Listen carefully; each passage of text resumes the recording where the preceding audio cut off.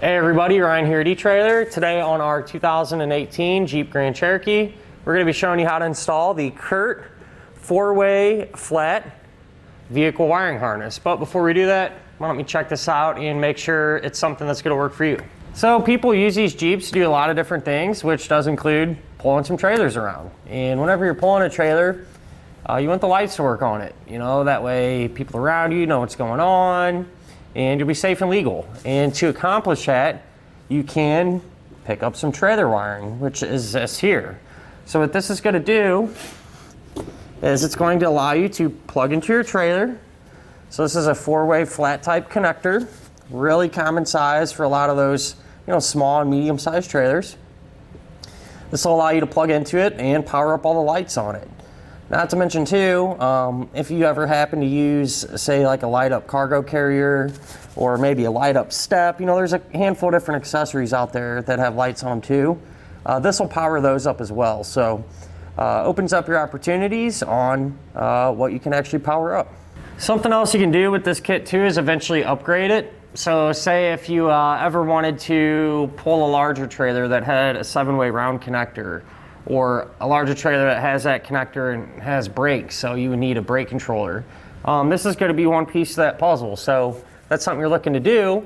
It can be done. If not really a huge deal, but I did want to kind of touch base on it for those of you that may be interested. So in order to use a brake controller, you need this wiring kit and the etrailer.com universal brake controller install kit, and then the brake controller. So this is one piece of that puzzle that you would need if you ever did want to do that. But you know, other than that, at the end of the day, pretty straightforward. It's a nice kit. Curt really came a long way with the quality of the kit. Really don't prefer, you know, one over this. They're all about the same, at least in my opinion. You know, when it comes to the installation, really not too bad at all. The most time-consuming part is just having to route a power wire from the back here to the front. I'd say that's probably the most challenging part, but you know, as long as you take your time, really shouldn't give you a ton of issues. So why don't we go ahead and jump right into that and hook it up together now.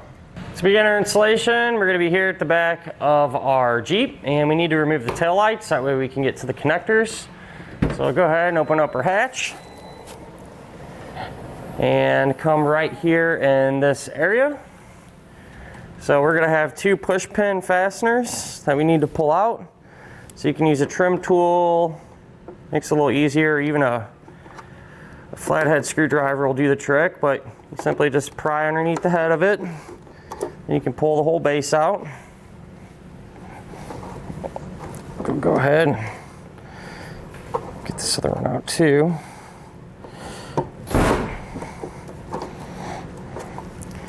And what we should be able to do is grab our tail light, just kind of work it, pull back. That'll release it, and then we can disconnect it. So looks like we have 3 connectors. Pull up on the red tab, squeeze down on it, and that will allow us to get those connectors undone.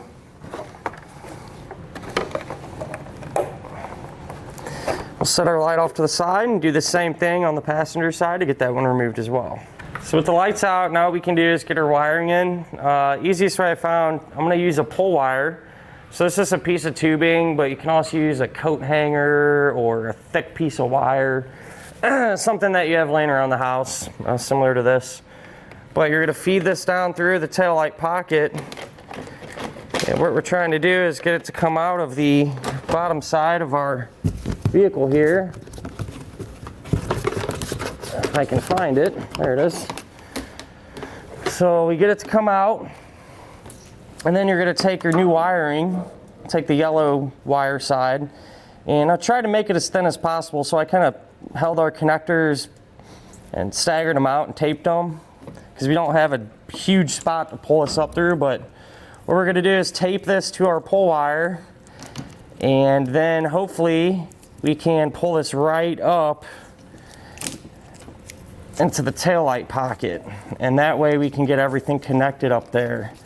So run one more piece around this here.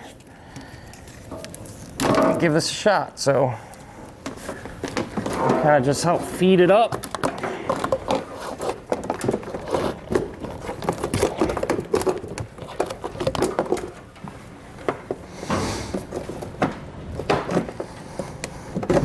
You have to kind of pull back on your bumper just a little bit. Like I said, it's just so tight. You might have to kind of finesse it a little bit. There it goes. But once we have it up, I'll go ahead and take all this tape off, and then we can get them plugged in.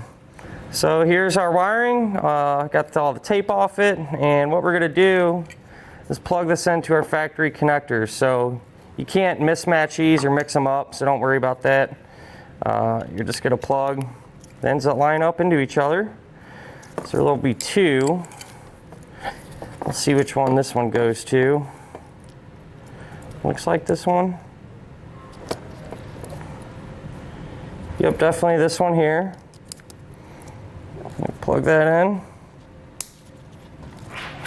And then we can grab our light and get the other sides plugged in.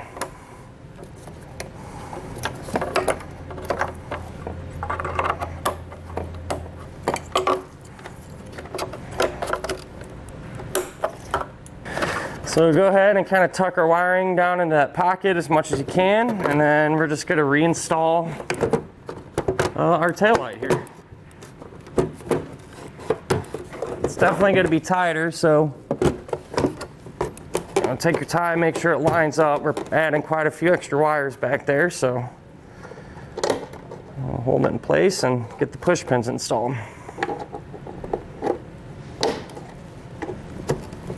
So now underneath the vehicle, we're here on the driver's side.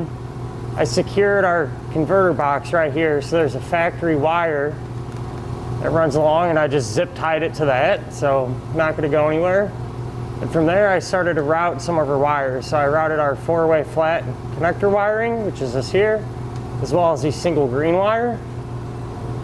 I came down and went up and over the bumper beam, where it runs along through here. Our 4-way flat wiring, I just kind of bundled up and dropped the connector down to the hitch. And what I did to get a zip tie through here is I actually just drilled a small hole through the plastic.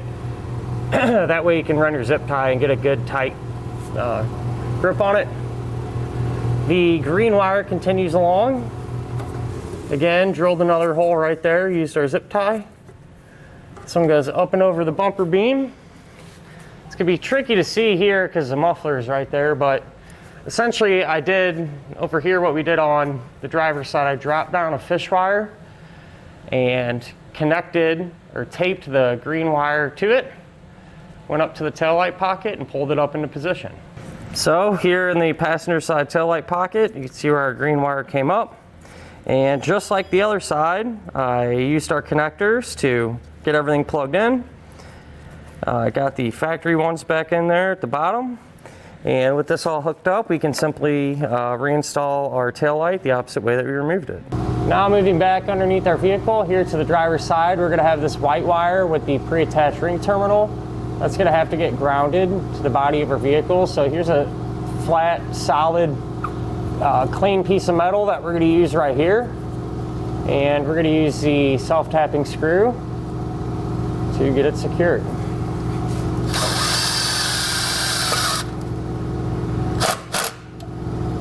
So now we have one more wire to hook up, this power wire here. It's gonna come pre-stripped. You're gonna take a butt connector.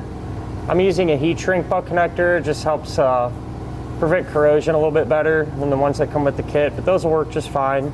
If you'd rather upgrade to these, you can get them here at etrailer. But you're gonna crimp it down. Then you can grab one end of the bundle of power wire that you have. Just strip back the insulation a little bit.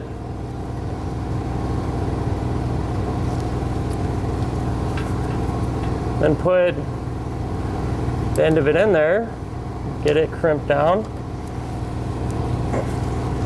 With this being a heat shrink, I'm going to take a heat source and seal up the ends.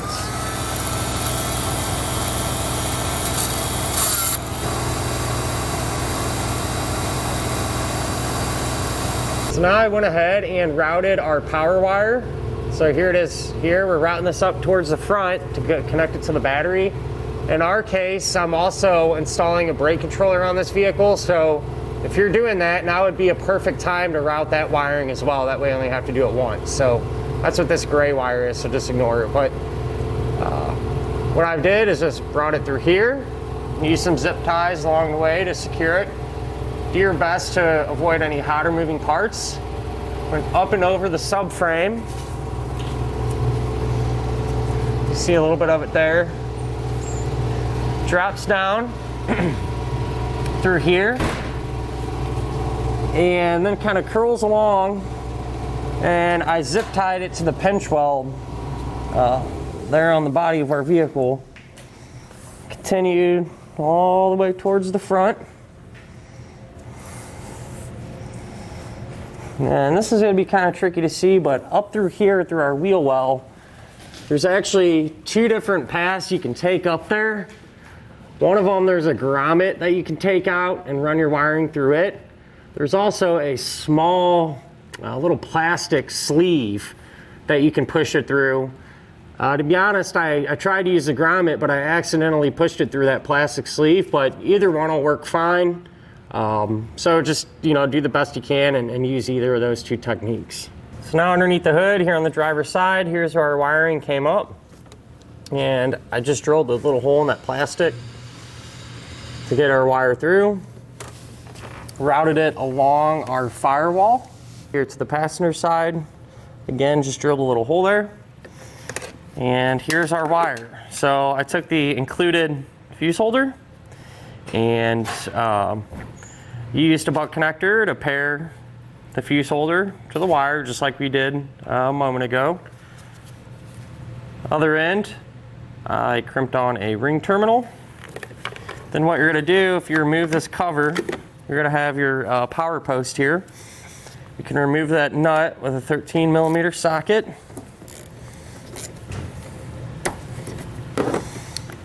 Good. Pull that off.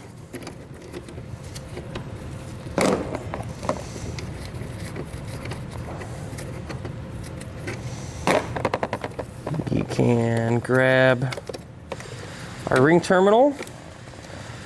Slide that on over and tighten the nut back down.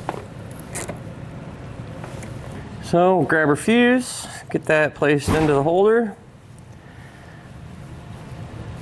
and once we have that in, what we can do is close up the cover, and then we need to test our wiring